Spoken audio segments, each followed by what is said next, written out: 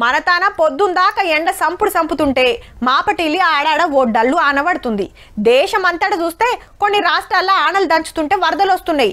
ఇంకా కొన్ని రాష్ట్రాల్లో సూరన్న సురుకులకు చెమటలు వస్తున్నాయి. ఢిల్లీలోనైతే ఎన్నడూ లేనంత ఎండగొట్టి పాడైతుంది. మనకే గింత తిప్పలు కాబట్టి జీవాలకు ఇంకెంత తిప్పలు కావాలి. గందుకే ఓ తాన చక్కటి ఉపాయం చేసిండ్రుల్లా.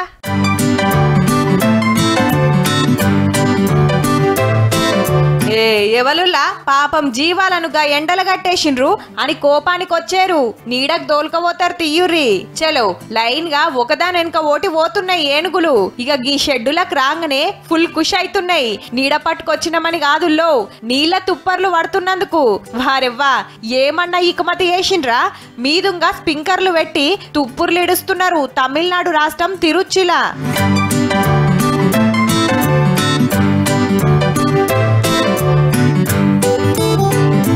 మరి చిన్న గొడతలవు ఎండలు. ఎండ సురుకులకు గాయి చేస్తున్నాయట ఏనుగులు. గందుకే గీ ఉపాయం చేసిరన్నట్టు. పొగ మంచు కురిసినట్టే ఉన్నది పో.